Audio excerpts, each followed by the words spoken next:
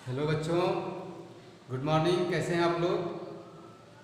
पढ़ाई ठीक ठाक चल रही है? मेरा पिछला वीडियो आप लोगों को कैसा लगा? आप लोग ज़रूर उसे लाइक करेंगे और सब्सक्राइब करेंगे। मैं HSP Kushwaha, assistant professor of physics, आप लोगों के लिए फिजिक्स में कंसेप्ट के साथ अच्छे अच्छे वीडियो लाने का प्रयास करता रहूँगा। ठीक है बच्चों, तो आप लोग लाइक करके मुझे प्रोत्साहित करें। ठीक है। 11th और 12th के फिजिक्स में जो बेसिक मैथमेटिक्स यूज होता है उस पर मैंने 2 वीडियोज बनाए और उम्मीद है कि आप लोगों ने दोनों वीडियो को देखा होगा और अच्छा लगा होगा आप लोगों को।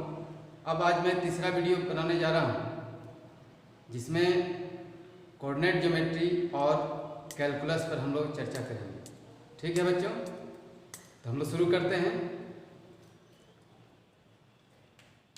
जैसा मैंने पहले बताया था कि कोऑर्डिनेट ज्योमेट्री फिजिक्स में यूज होता है और आजकल मैट्रिक से भी इसकी पढ़ाई शुरू हो जाती है, इंट्रोडक्टरी। कोऑर्डिनेट ज्योमेट्री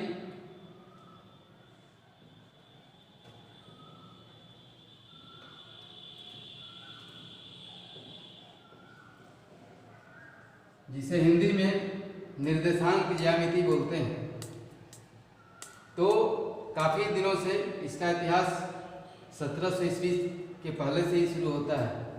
तो उस जमाने से लोग इसको पढ़ते आ रहे हैं। ठीक है बच्चों, तो इसमें ये जो टर्म आता है कोऑर्डिनेट, इसको हिंदी में निर्देशांक बोलते हैं। निर्देशांक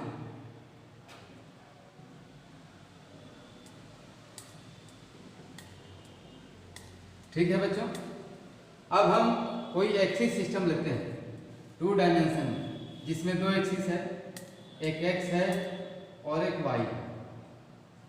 तो इस तरह का सिस्टम 2 डायमेंशनल बोला जाता है, द्विविमीय बोला जाता है और इसमें किसी प्लेन को हम डिफाइन करते हैं। ठीक है बच्चों, तो इसमें कोई पॉइंट हम ले लेते हैं P और इसका कोऑर्डिनेट x एक्सिस के रेस्पेक्ट में x है और y एक्सिस के रेस्पेक्ट में y है। तो उसका क्या मतलब है? तो मतलब ये है कि P का जो पोजीशन है x एक्सिस पर ओरिजिन से x डिस्टेंस पर है। ठीक है बच्चों, ओरिजिन से कितने डिस्टेंस पर है? x डिस्टेंस पे है। x एक्सिस के अलॉन्ग इसका डिस्टेंस दूरी मापा जाएगा तो x डिस्टेंस पर होगा। ठीक है, और y एक्सिस के सापेक्ष मापेंगे तो ये जो डिस्टेंस है वो y के बराबर होगा, यानी ओरिजिन से जो ये डिस्टेंस है वो y के बराबर है। तो हम कोऑर्डिनेट से कोई पॉइंट का पोजीशन को, स्थिति को पता करते हैं, उसमें हमारी कौन मदद करता है? कोऑर्डिनेट मदद करता है। कोऑर्डिनेट क्या क्या होता है? x और y होता है।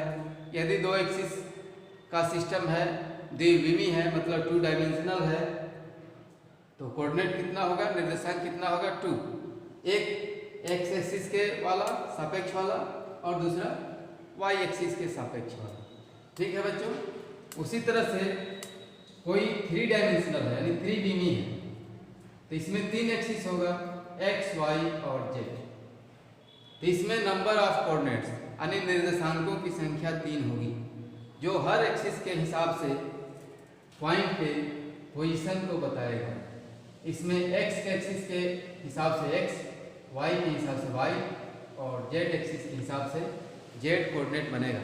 ठीक है बच्चों, तो किसी भी समय पॉइंट P का पोजीशन क्या है, तो ये जो कोऑर्डिनेट्स हैं, ये जो निर्देशांक हैं, वह हमें बताएंगे कि ओरिजिन से x एक्सिस के अलॉन्ग कितने दूरी पर है, y एक्सिस के अलॉन्ग कितने दूरी पर है और z एक्सिस के अलॉन्ग कितने दूरी पर है। ठीक है बच्चों, तो यहाँ पर हम एक लंब डालते हैं एक्स वाई प्लेन पे। ठीक है बच्चों, तो ये ओरिजिन है, तो ये समतल कोई है, प्लेन है, तो यहाँ से ये जो डिस्टेंस है ये वाला, इसमें x वाला भी है और ये y वाला भी है। ठीक है बच्चों, तो ओरिजिन के ठीक सामने सामने से ये पोजीशन है, लेकिन कुछ डिस्टेंस पर है, कुछ दूरी पर है। तो इसको हम n नाम दे देते हैं, n Pn। ये जो लंब हमने डाला x y तल पे, x y प्लेन पे, तो इसका हमने नाम डाल दिया Pn। ठीक है बच्चों, तो Pn का जो डिस्टेंस है यानी लेंथ है वो z के बराबर है। यहाँ पर इसको इधर से मिलाएंगे तो ये जो डिस्टेंस बनेगा ओरिजिन से वो z बनेगा। ठीक है, अब x एक्सिस के लॉन्ग x कोऑर्डिनेट है, मीनिंग क्या कि ये जो चीज है तो P का पोजीशन इस एक्सिस के लॉन्ग इस पोजीशन पर है, यानी यहाँ से यहाँ तक का जो डिस्टेंस है x ओरिजिन से x एक्सिस पर मेजर किया जाएगा, तो जो पॉइंट P का पोजीशन है वो ओरिजिन से x डिस्टेंस पर है। उसी तरह से y एक्सिस पर मेजर करेंगे तो ओरिजिन से यह y डिस्टेंस पर मिलेगा।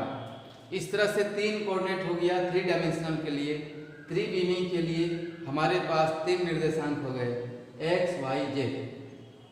तो x y z से हम पॉइंट के पोजीशन को समझते हैं, उसको दिखाते हैं। ठीक है बच्चों, तब हम लोगों को दो पॉइंट के बीच में क्या डिस्टेंस होता है उसको हमको मेजर करने के लिए देखना है, सीखना है। तो इसमें हम 2 डायमेंशनल लेते हैं, ये हमारा x एक्सिस हो गया, ये हमारा y एक्सिस हो गया और ये ओरिजिन है।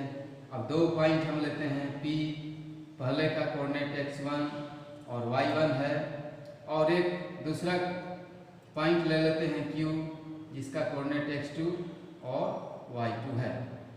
ठीक है बच्चों, हमको क्या निकालना है, P और Q के बीच जो डिस्टेंस है या उसका PQ जो लाइन बनेगी उसका लेंथ क्या होगा उसको हम लोग मेजर करना चाहते हैं। तो हम यहाँ से लंब डाल देते हैं x एक्सिस पर, तो यहाँ से ओरिजिन से यहाँ तक क्या होगा x1 बनेगा और यहाँ तक क्या बनेगा x2 बनेगा, क्योंकि Q का जो x कोऑर्डिनेट है x2 है, P का x कोऑर्डिनेट x1 है, तो यहाँ से यहाँ तक x1 हो गया और यहाँ से यहाँ तक x2 हो गया। ठीक है बच्चों, उसी तरह से y एक्सिस पर करेंगे तो यहाँ से यहाँ तक ओरिजिन से यहाँ तक क्या होगा y1 होगा। अब इसको हम थोड़ा सा और ऊपर कर देते हैं Q को दिखाने के लिए। अब इसके सामने ये जो Q का जो y कोऑर्डिनेट है वो ये बताता है कि ओरिजिन से Q का पोजीशन y एक्सिस पर कितने डिस्टेंस पर है, y2 डिस्टेंस पे है। तो हमको इस लेंथ को पता करना है, PQ लेंथ को पता करना है। ठीक है बच्चों, हम यहाँ से यहाँ तक ये इस लाइन को मिला दिया और इसको यहाँ पर पॉइंट जो आया उसका नाम दे दिए D। तब P और D कैसे मिलेगा, तो P और D हमको PD वो मिलेगा x2 माइनस x1 कर देंगे, यानी इस टोटल में से इतना को माइनस कर देंगे तो इतना मिल जाएगा, that is equal to PD।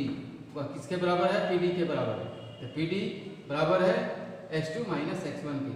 ठीक है, उसी तरह से अब ये QD के लिए क्या करेंगे, इस टोटल में से कितना माइनस कर देना, इतना माइनस कर देना, मतलब इसको माइनस कर देना, तो क्या मिलेगा y2 माइनस y1 मिलेगा।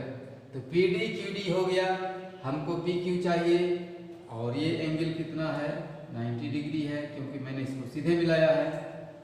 तो ये इस लाइन पे जो परपेंडिकुलर था उस पर हॉरिजॉन्टली कट कर रहा है, तो कितना एंगल बनेगा 90 डिग्री बनेगा। जब 90 डिग्री बन जाएगा तो ये जो ट्रायंगल बन रहा है PDQ ट्रायंगल PDQ, ये कैसा ट्रायंगल होगा, राइट ट्रायंगल होगा, राइट एंगल ट्रायंगल या राइट ट्रायंगल, यानी समकोण त्रिभुज बनेगा। ठीक है, अब समकोण त्रिभुज बनता है तो वहां पर क्या लग जाता है, पिथागोरस थ्योरम, जो पिछले वीडियो में मैंने बताया था। तो उसको अप्लाई करेंगे तो क्या बोलता है कि हाइपोटेनस, यहाँ पर हाइपोटेनस क्या है, पी क्यू है, 90 डिग्री के सामने वाला जो साइड होता है हाइपोटेनस होता है वो क्या है, पी क्यू है। तो हाइपोटेनस का स्क्वायर ये कितने के बराबर होता है, तो परपेंडिकुलर के स्क्वायर प्लस बेस का स्क्वायर, तो परपेंडिकुलर में क्या होगा, Q D square plus base क्या होगा, पी डी स्क्वायर।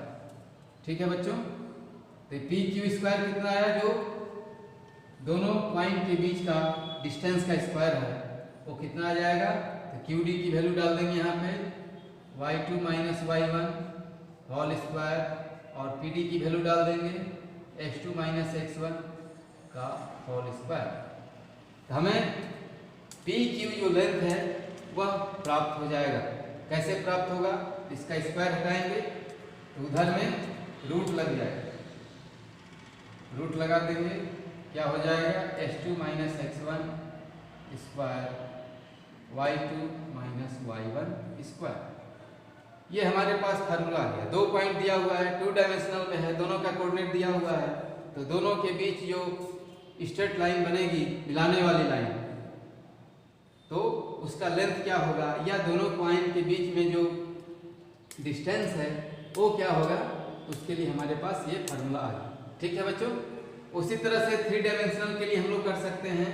2 पॉइंट दिया हुआ रहेगा, जहाँ पर हमारे पास मान लो कि P का कोऑर्डिनेट है x1 y1 z1, ठीक है, और Q का कोऑर्डिनेट है x2 y2 z2।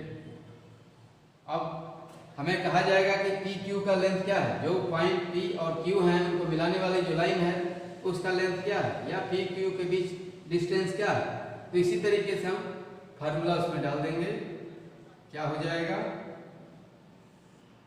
x2 minus x1 square plus y2 minus y1 whole square plus, अब z कोऑर्डिनेट है तो इसी तरह से उसका भी आ जाएगा z2 माइनस z1 स्क्वायर।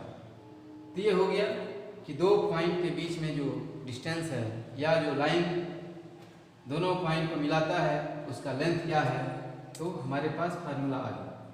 अब इसमें एक लाइन इक्वेशन यानी एक रेखा का समीकरण हम लोग को देखना है और उसका स्लोप देखना है। उसके बाद कोऑर्डिनेट ज्योमेट्री का हमारा काम खत्म हो जाएगा for the purpose of physics. Physics में जितना हमें करना है कोऑर्डिनेट ज्योमेट्री से, तो एक हो गया, एक हमने फार्मूला सीख लिया। अब दूसरा है एक लाइन। तो लाइन का इक्वेशन जो सिंपल इक्वेशन है वो होता है mx प्लस c। जो मैथ वाले बच्चे हैं उनको परेशानी नहीं होगी, वो परिचित होंगे, लेकिन जो लोग बायो के हैं उनको ये थोड़ा सा नया लगेगा। तो सिंपल सा जो लाइन का इक्वेशन होता है वो होता है y बराबर है mx plus c। c constant है, m को बोला जाता है स्लोप, m को बोला जाता है स्लोप, हिंदी में बोलते हैं ढाल। ढाल मतलब जैसे हम लोग रास्ते पर चलते हैं तो रास्ता डाउन होता है या ऊपर चढ़ता है, तो हम लोग बोलते हैं कि रास्ता ढालू है, समतल नहीं है। तो यहाँ भी ढाल का मतलब वही हुआ कि उसमें स्लोप है, यानी ऊपर जा रहा है या नीचे की तरफ जा रहा है। तो स्लोप हो गया, समतल में नहीं है इसलिए स्लोप आ गया उसमें। ठीक है, तब इस इक्वेशन को समझते हैं। तब इसमें हम x की वैल्यू मान लो कि 0 रख दें तो क्या हमें मिलेगा, y = c मिलेगा। कहने मतलब कि y एक्सिस पर x क्या होगा, 0 होगा। तो वहाँ पर लाइन y एक्सिस को ओरिजिन से जितने डिस्टेंस पर कट करती है, इंटरसेक्ट करती है, प्रतिच्छेद करती है, वह डिस्टेंस कितना है, c है। तो c कांस्टेंट होता है। उसके बाद हम लोग क्या करते हैं, इसको x को आउट करके m को निकालते हैं, तो क्या होगा, y माइनस c कर देंगे। उसके बाद x से डिवाइड हो जाएगा तो क्या आएगा, m आएगा। तो लाइन का स्लोप कितना ज़्यादा है, इसके लिए ऊपर वाली क्वांटिटी ज़्यादा होनी चाहिए, नीचे वाली क्वांटिटी कम होनी चाहिए। मतलब x जितना छोटा होगा और y जितना बड़ा होगा तो उतना ही वो ढालू होगा, उतना ही स्लोप वाला होगा। ठीक है, तो इसको हम लोग ग्राफ में समझते हैं।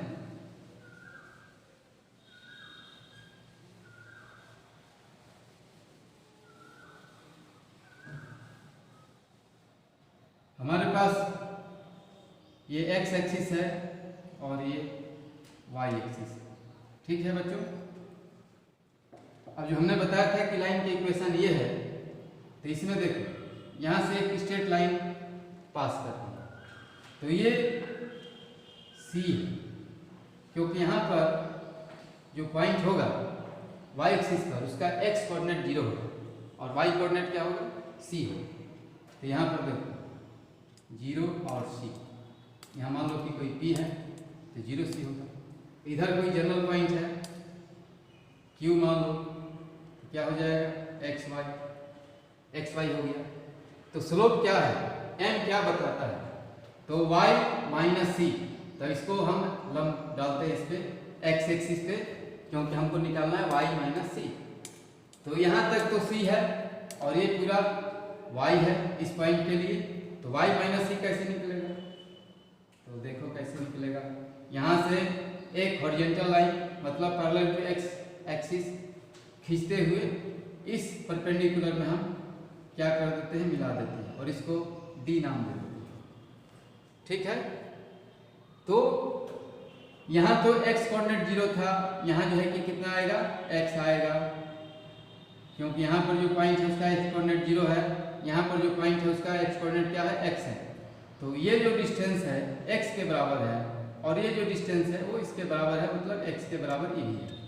यानी इसका कोई हम नाम दें QT कर देते हैं T, तो OT जितना है उतना ही क्या होगा, P और D होगा, PD x के बराबर। अब है ये इतना C है और इतना y है, हमको निकालना y माइनस सी, तो y माइनस सी क्या होगा, तो यहाँ से यहाँ तक होगा, क्योंकि ये पूरा y है और इतना C है। ये O और P जितना है उतना ही TD है, मतलब C है तो ये भी C के बराबर होगा, और ये पूरा y है तो इतना हम निकालना चाहें तो क्या होगा, y माइनस सी, और m के लिए हमारे पास क्या आया है, y माइनस सी मतलब 10/10। तो ये परपेंडिकुलर और ये बेस, तो एंगल क्या है, ये थीटा मान लो, तो परपेंडिकुलर अपॉन बेस किसके लिए आता है, टेन के लिए आता है। तो tan theta equal to m equal to y minus C upon x। तो ये जो एंगल बना रहा है किसके साथ, x एक्सिस के साथ, जो लाइन x एक्सिस के साथ एंगल बना रहा है उसका टेन ही उस लाइन का क्या बोला जाता है, स्लोप बोला जाता है। इसको भी हम लाइन के इक्वेशन में m से डिनोट करते हैं, m equal to tan theta. तो जब यह थीटा जो है 0 से 90 डिग्री के अंदर है तो यह पॉजिटिव होता है, और 90 डिग्री से जैसे एक्सीड करता है तो क्या हो जाता है, नेगेटिव हो जाता है।